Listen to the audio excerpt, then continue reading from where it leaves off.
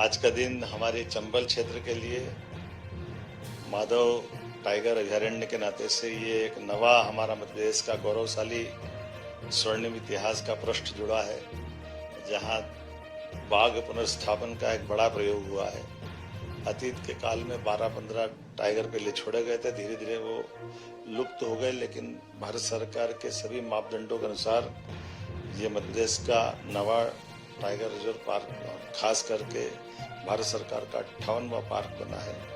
आज के इस अवसर पर हमें इस बात की प्रसन्नता है, हमारे साथ केंद्रीय मंत्री श्रीमान ज्योतिरादित्य सिंधिया जी, माननीय विधानसभा अध्यक्ष श्रीमान नरेंद्र सिंह तोमर जी, हमारे वन राज्य मंत्री दिलीप अहिरवार जी, हमारे मंत्री प्रद्युम्न तोमर जी, सारे माननीय विधायकगण, सभी मित्रों के साथ आज ये एक तरह से न केवल टाइगर का छोड़ा जाना बल्कि ये विकास के लिए बढ़ते कदम है, जिसके माध्यम से टूरिज्म के सेक्टर में चंबल एक नई कहानी लिखेगा। आपको सबको जानकारी है, यशस्वी प्रधानमंत्री ने यहाँ चीता अभयारण्य की शुरुआत करके इस क्षेत्र के लिए अपने कदम बढ़ाए थे और आशीर्वाद दिया था। चीता अभयारण्य एशिया का ये पहला एक तरह से ये इकोसिस्टम का एक बहुत बड़ा अलग प्रकार का संकल्प था, जिसमें दूसरी पीढ़ी के चीता अब हमारे जंगल में छोड़े जा गए हैं। इसी प्रकार से चंबल में घड़ियाल, भालू, तेंदुआ, गिद्ध, भेड़िया, सभी प्रकार के वन्य जीवों से आसाद एक तरह से आप्लावित ये पूरा क्षेत्र न केवल सह अस्तित्व के हमारे उस पुराने सिद्धांत को प्रतिपादित करेगा, जिसमें हम मनुष्य के नाते से सभी जानवरों के बीच अपने अपने टेरिटरी में अपने अपने जीवन को जी करके अपने निर्धारित कर्म को करते हैं। ये वाकई अद्भुत है। ये कोई पार्क, कोई चिड़ियाघर नहीं है जहाँ जानवर अपने एक अलग प्रकार से रखे जाते हैं। यहाँ सब कुछ खुला है, मनुष्य भी अपने कामकाज करेगा, टाइगर की अपनी जिंदगी भी उसी प्रकार से रहेगी और ये सहज सुगम्य सभी को देखा भी जा सकेगा। कई सारे लोगों को आज भी ये आश्चर्य लगता है कि ऐसा होता कैसे है।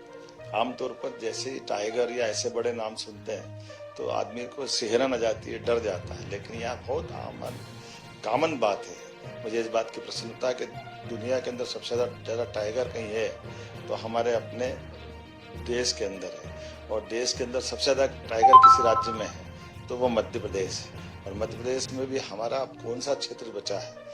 हमारा चंबल का क्षेत्र थोड़ा सा बचा था। अब चंबल भी टाइगर अभयारण्य के माध्यम से एक बड़ी पहचान बना रहा है। मेरी अपनी ओर से बधाई।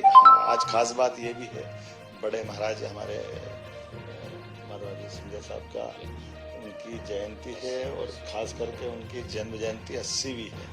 उनका अपना विकास के मामले में एक अलग पहचान थी।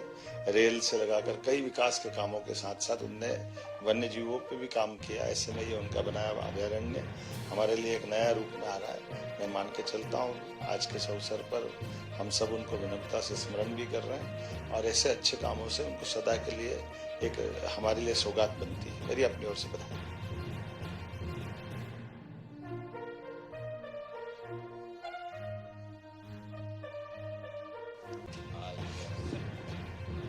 आज समूचे ग्वालियर चंबल के लिए और मध्य प्रदेश के लिए एक अलौकिक दिवस है।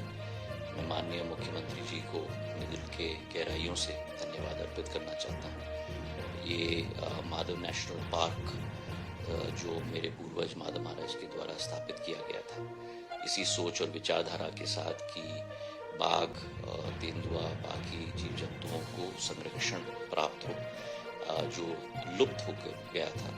आज माननीय मुख्यमंत्री जी के नेतृत्व में, माननीय वन मंत्री भूपेंद्र यादव जी के नेतृत्व में और प्रधानमंत्री जी के नेतृत्व में आज ये 9वां टाइगर रिजर्व के रूप में स्थापित हो गया मध्य प्रदेश का और 58वां पूरे देश में। ये हमारे लिए पूरे ग्वालियर चंबल में, जैसे मुख्यमंत्री जी ने कहा, बहुत महत्वपूर्ण बात है, क्योंकि 1651 स्क्वायर किलोमीटर का ये टाइगर रिजर्व स्थापित हो चुका है। और पुराने जमाने में जो एक श्रृंखला होती थी, रणथंभौर से शुरुआत होती थी, उसके बाद कुनो के बाद माधव नेशनल पार्क, उसके बाद पन्ना के बाद कॉर्बेट के बाद नेपाल के तेराई तक वो दोबारा प्रधानमंत्री जी के नेतृत्व में और मुख्यमंत्री जी के नेतृत्व में दोबारा संभव हो पाया है। ये मध्य प्रदेश का तीसरा दोबारा जीवित हुआ पार्क है।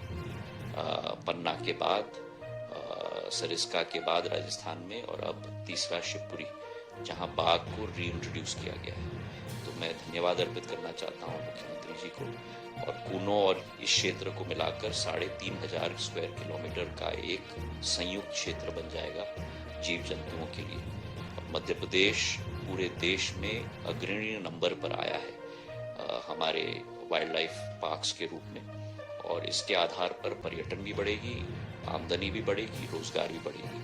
और माननीय मुख्यमंत्री जी और प्रधानमंत्री जी दोनों का ये संकल्प है कि इसे आगे बढ़ाना होगा। 3 साल से हम लोग कोशिश कर रहे थे, और 10 मार्च 2023 को पहली बार 3 बाघों को हमने यहाँ छोड़ा था, 1 नर और 2 मादी।